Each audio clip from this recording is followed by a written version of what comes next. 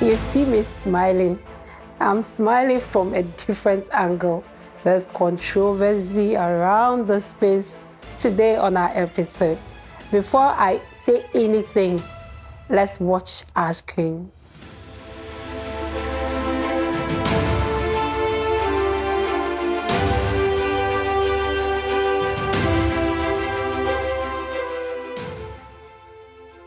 So, welcome back. Your guess is as good as mine. Did you read that? I'm saying this on behalf of the women. Like I said, the show is for men, but not only for men. But at the same time, this topic has two sides. Let's go to the expert on today's episode. Let's talk and dive deeply on this topic. Salaries of wives should be paid into their husband's account. Their husband's account, categorically, not boyfriend's account. But to help me discuss this topic, as usual, I have Apostle, the Visionnaire of Mandahubunplugged, to bisect, dissect, and take us through this topic. Apostle, when I first saw this, salaries of wives should be paid into the account of their husbands. To some people, this is normal because they're already doing it, maybe. Yeah. But to some people, they're like, really? Apostle, what do you have to say? Well, you see, comments like this would have wished to ask Helen Paul what she meant by that. What endangers such a statement. Has she seen something? Has she experienced something? Is she having a regret? Or she did that with her husband? Where is it coming from? Because there's always a motive behind comment, statement, behaviors. And until you are able to find the motive behind, because it is a motive that drives what we do. So there's a reason why she said it. Yeah, she made this particular statement that, and she said, I think. Okay. Yeah, that's why she said, I think, if we should go by what they said, I think. So she's not even being conclusive. She's not even subjective. She's being objective. Yeah. And at the end, they said, women, what do you think? Apostle, what do I think? So, what do I think? I would answer this in several dimensions. Apostle, I'm all ears. Because, you see, opinions are like nose. Everybody has some. And in the school of marriage, there are different concepts, ideology people bring into marriage these days. So somebody who is going to a contractual marriage, somebody who is going to a partnership marriage, somebody who is also going to the real marriage, they have different ideology. You see, in Ghana now, there are three types of marriages recognized. The customary marriage, marriage by ordinance, and then the Mohammedan marriage. Now, if we should go by what marriage actually is, the biblical standard for marriage, this statement is true. This statement should be endorsed. You second this statement. Go with this statement if I'm going by the biblical standard, what marriage really is. Okay. What is marriage? How did God intended marriage? Because we keep telling people that the purpose of marriage is the fulfillment of purpose. Yeah. You are not, children are not the purpose for marriage. Marriage rather is the purpose for children. Okay. So people should, when you get married and there are no kids, that doesn't mean your life has ended. Although we understand the negativity, the pressure that comes with issues like that, but the reason for coming together is to fulfill a purpose. The Bible said that therefore shall a man leave his father for this purpose, for this cause, for this purpose. So you are living and you are cleaving for a purpose. Okay. And the purpose is one. Okay. I tell people that when you are going into marriage, there are three things: mission, vision, and passion.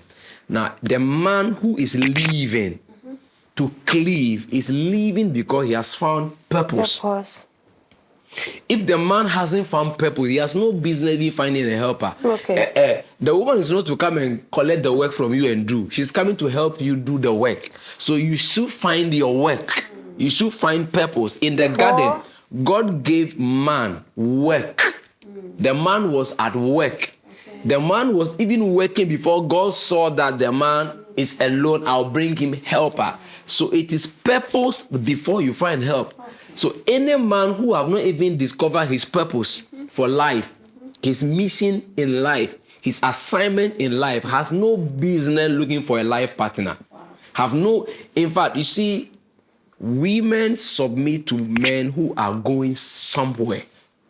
Who are going somewhere specific. So I encourage women, when you meet a man, you should ask them for their vision board, your vision statement, your mission statement. Where are we going? Where is this thing going? We are not, where are you? Okay. So if it is where are we going, it's a mission, it's a vision that we are all coming to fulfill, then we are one. If we are one, money is one. Okay. Income is one. Okay. Salary is one. Okay. So if that is the case, there is a leader, and the leader is the man. Headship in marriage is not to dominate or to bully. Everywhere that there's no leadership, there'll be confusion. Anywhere that there's no leader, you see, things fall and rise on leadership. We don't have resource crisis, we have leadership crisis, even in our homes, in our marriages. But God put the man there to lead as the leader. So if the man is the leader, everything comes under the man. He is the leader, so we have an account, but the man is a leader. He doesn't own it. But for example, Ghana, we have a leader, the president of the nation. He doesn't own the money. He doesn't own Ghana, but he is the overall leader. We follow him. So in marriage, there must be a leader. Who is the man? That is the man. So if the man is the leader and he is the head, if the woman comes, you are a partner or you fall under, your salary belongs to us. But in the school of thought where a woman believes that where the woman's money is her money, with such a school of thought, you don't expect the woman to agree that, okay, I should pay my salary into the man's account. But Apostle, first of all, this particular topic, is it to every husband? Because like you said from our previous episodes, some men can feel as husbands, but can be good fathers. Good. So like I said, even here right now, I even make a statement that purpose. The man who have not discovered purpose have no business finding a wife.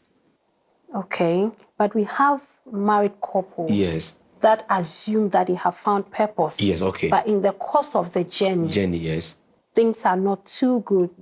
So at this point, do they qualify to receive the money or salaries from their wives? Where is he heading to? At this point, can we trust him with the salary? Okay, so you see, if the man is a waster, if the man is a vagabond, if the man is prodigal with resources, even in marriage, do you know that the person that keeps the money, the person that handles the money, should be the one who is financially sound, who is financially disciplined, who is financially intelligent. So it's not necessarily to be the man. What we do, we counsel couples. Who, the two of you, which of you is sound in financial matters? Which of you is more financially disciplined?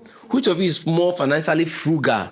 This person is the one that should be in charge of the money. So if it is the woman, then the woman. If it's the woman, yes. If it's the woman who is more financially prudent, financially disciplined, financially frugal, she is the one to be in charge of the money. There are men I know, there are husbands I know. It's their wives that they are even to sign the check. A man like Prophet Nanas called here. They are wise. Yes. A man like that, the wife signed their joint account check. That's why I said that when people find purpose and the man is in purpose, it makes it easier. It makes it easier. Once the man is in purpose, because women willingly submit to, you see the word submission.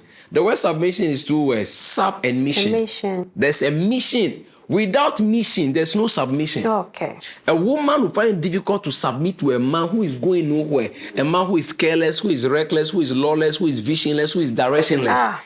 You cannot even give him money. No. Even in general setup, anybody who is wasteful, who is not productive, who is not fruitful in any area, this person cannot even get anything done. Even the Bible says that if you are not faithful in little things, you are not faithful in the unrighteous mammon, God cannot entrust anything to you. So a man who is wasteful, a man who is prodigal, who is financially indisciplined. Apostle, yes. But how many of these men can actually admit to the fact that they are wasteful? Because the woman cannot even tell this man, you are wasteful. Do you know what even makes a man wasteful? No. What makes a man wasteful is when the man doesn't even have purpose. Because you say money, in financial intelligence, we tell people that money that does not have a purpose will be wasted. Money without a plan will be wasted. That is why you must have a plan for your money. Okay. If you don't have plan for your money, the money will give you a plan. By the time your money is giving you a plan, it will be wasted, squandered, and misused. So, men, see, I have never found a man who is purposeful in life who wastes money. It is only men who are purposeless, directionless, visionless. They waste money. They waste resources. Resources will be well managed by a man who has a vision.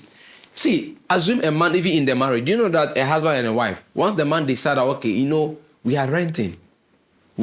See the wife that said, the next 3 years, I want us to move into our own home. If the man sits the wife down, have this discussion, this conversation, 3 years from now, we move into our own homes. And the man meant business. The wife will support him. Yeah. But do you care to know that there are equally women who have even sat their husbands down and have told them that, can we plan something and build? And then you be surprised that some men who will just, yes, they'll throw it off board. Yeah. There are 3 reasons. The first reason is either the way the woman said it to the man.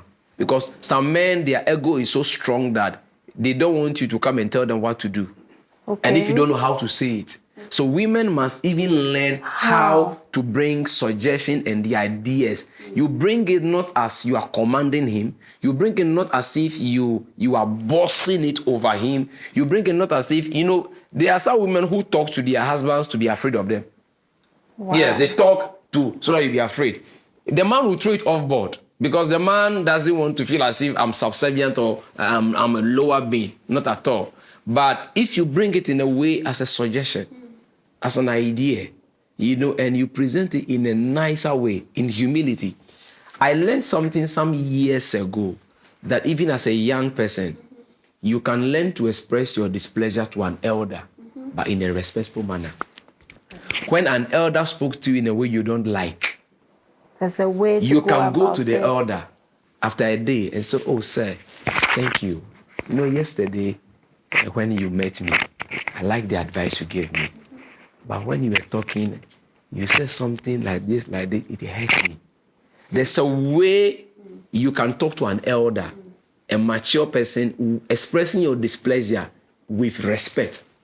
Women can learn this where you are talking to their husband, making suggestion with ideas, in humility, in meekness, because the male species, the masculine want to stand out.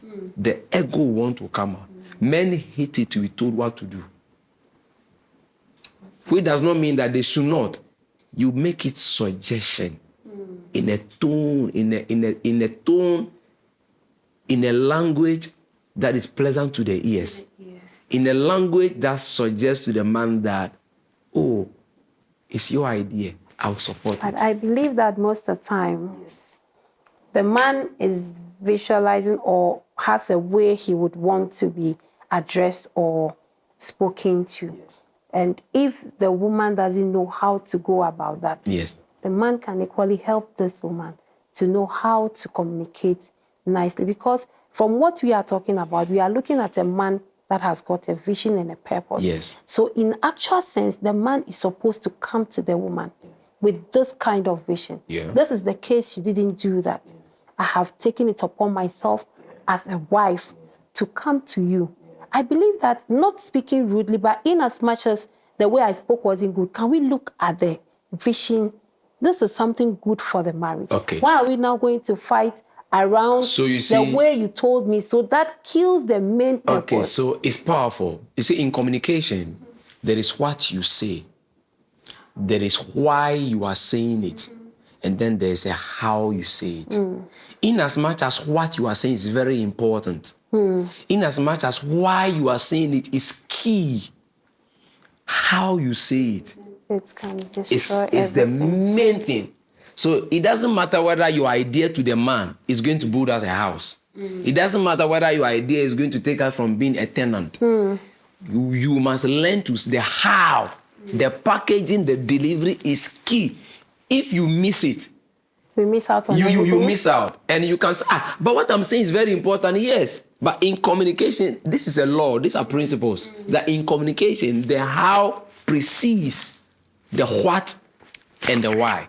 Apostle, so if a woman can come up with something as good as this, yes, I know maybe the presentation was wrong, but as the man, can't he take the good part after you sit the woman down and let her know, you should have said this, it should have been this. It shouldn't always end in fight or disagreement that the house would suffer for, or the children sometimes suffer for this little miscommunication.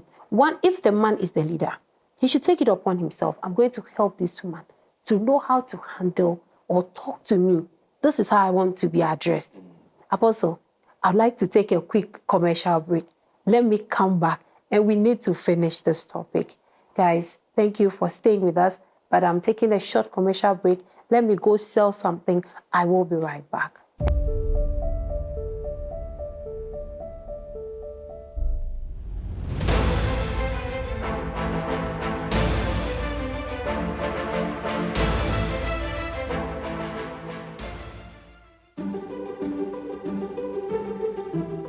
Do you know encouragement is a two-way sword? Of course.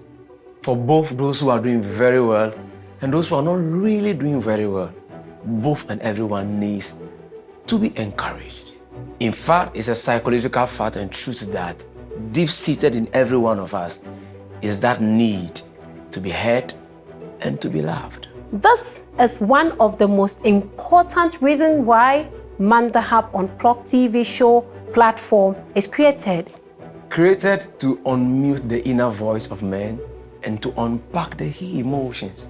Here at Mandahub Unplugged, we educate, we inspire, and we empower men, dads and husbands to become the better and the best versions of themselves. Do you know of any inspiring story of any male, either dad, either husband, or a man, that you feel that we should talk with or talk to or interact with and feature on our show?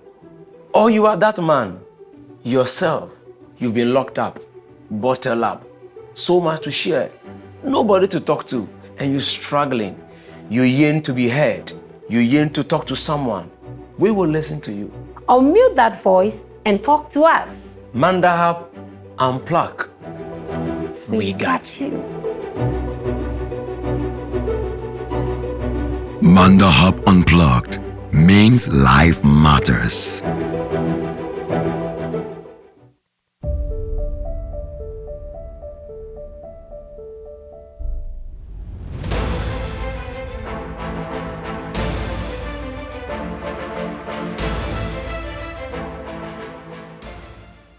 Welcome back, my lovely viewers, and we are going straight to Apostle. Apostle, like I was saying, what must this man do? Because I believe in the content than the way it was presented. Well, I like the way you said you believe in the content than, but I've given you underlying principle. Principle undergird life.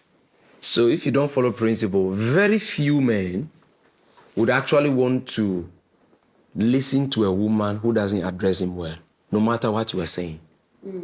No matter what we are saying. So we are encouraging smart women to learn it. Okay. If you are really a smart woman and you are passionate about it, present it well. Let me give you an example. You walk into a house, then we hear the smell of a food that was being cooked. You enter the hall, the fragrance was everywhere. Instantly, your stomach picked the aroma, and you begin to feel hungry. But when you were coming into the house, you saw a broken bowl at the entrance of the house. Okay, so you sat down at dinner to eat.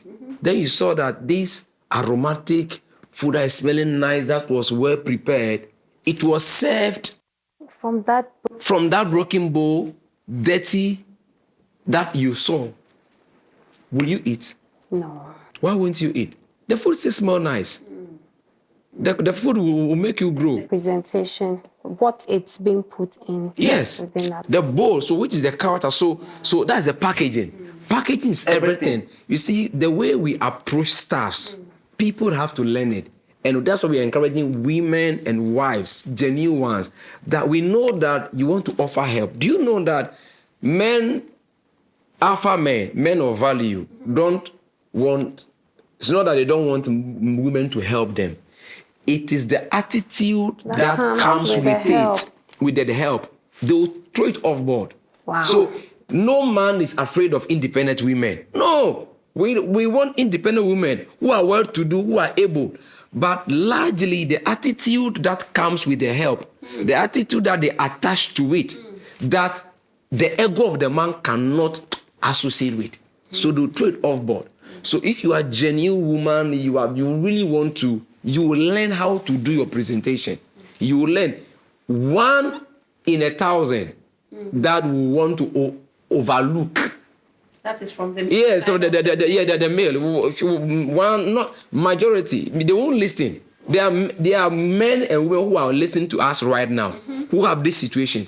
The woman knows that I've told him we should do this, but he doesn't want to. People come to counseling, and I told my husband that, you know what we are doing, we should do this, we should do this. The way you are saying it, the man is a leader.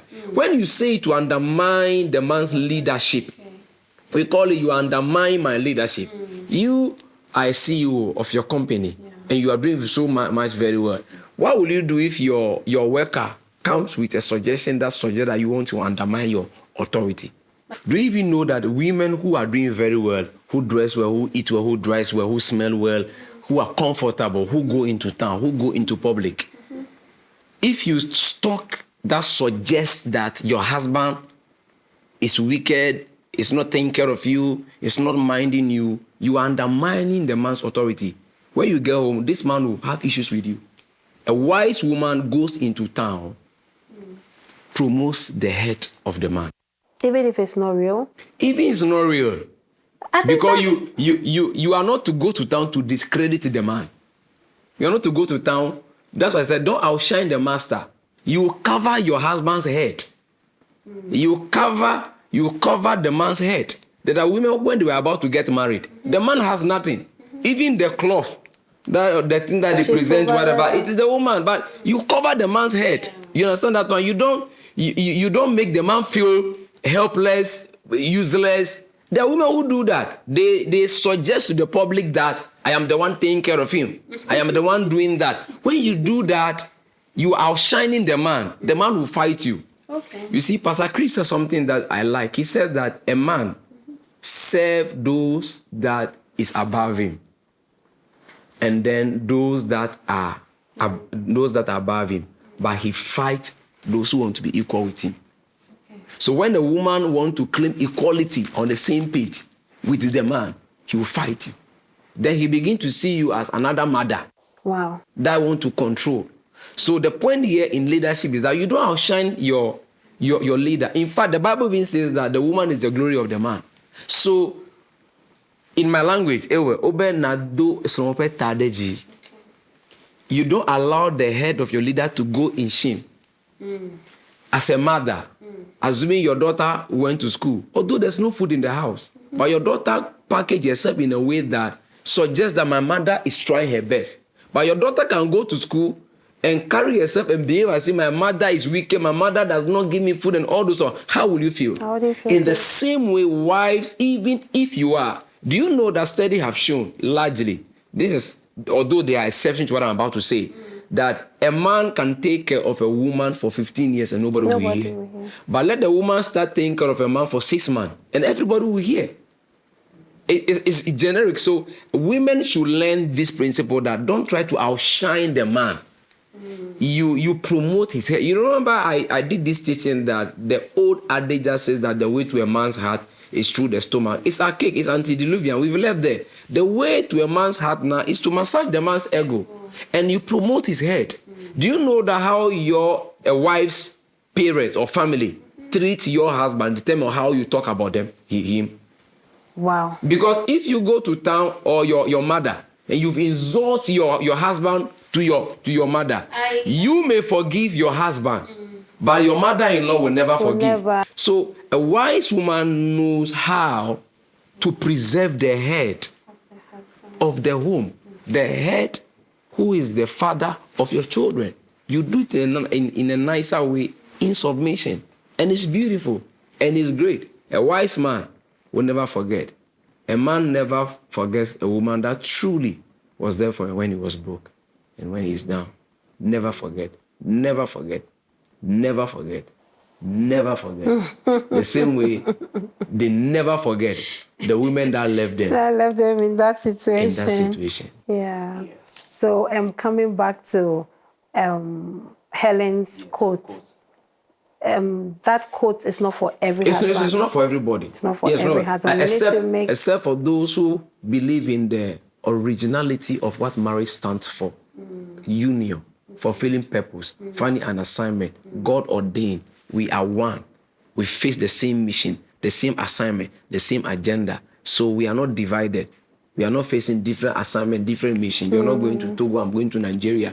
We are facing the same thing. Those who believe in the originality, the authenticity of what marriage really stands for. But in this modern world, people are having contractual marriage, partnership, and many other ideologies that make it very complex. But you care to let me add this quickly, that there are 3 major problematic areas in marriage, which equally become the 3 most sensitive areas in marriage: money, communication, and sex. So money is a major area in marriage. Communication is another major area, and sex. These 3, although they are the most sensitive, they are also the most problematic areas. You can trace almost every crisis in marriage to this. To either money, to either communication, to either sex. If it's not well handled, if it's not well treated. So this money issue should be well treated and people should understand. I've given the base already. If the man is... I want to pick it from another angle. That do you think a woman can be submissive because I know when women have money, it gives them some authority. So maybe if salaries of wives can be paid into the account of their husband, it will make them more submissive. Is that another medium that I don't. A woman who doesn't want to be submissive will not be submissive. If a woman can pay money into a man's account and doesn't even respect the man, can come with issues, can come with trouble, can come with drama. The fact that she pays the money into the man's account doesn't mean that she'll be submissive.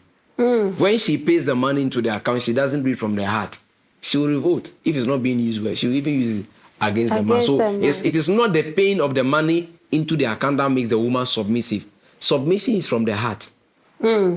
So if submission does not start in the heart, any other accent is just camouflage. Okay. But when it's really stemmed from the heart, before any other, that's why we tell people that don't receive anything from anybody from their hand until it's leaving their heart. Okay. Until it left their heart, it has never left their hands.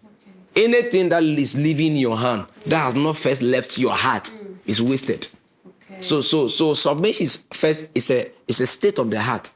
If the woman is there, do you even know that a woman that genuinely loves a man will even give her the money?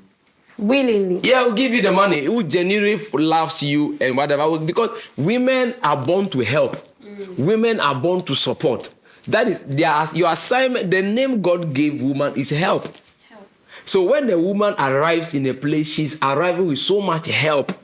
You know, so it is in their nature to help. It's their nature to help. So when you see a woman, I will not give my money, I will not give my money, it's because it's deviation. The typical natural woman, it is in your nature to help You are there to help and offer Maybe your past experiences. Yes. she So has many are learned a becoming lot. wise and many are becoming Exactly. smart and all those stuff. Exactly. And I don't advise that for everybody. I've said that most women have actually loved the wrong people.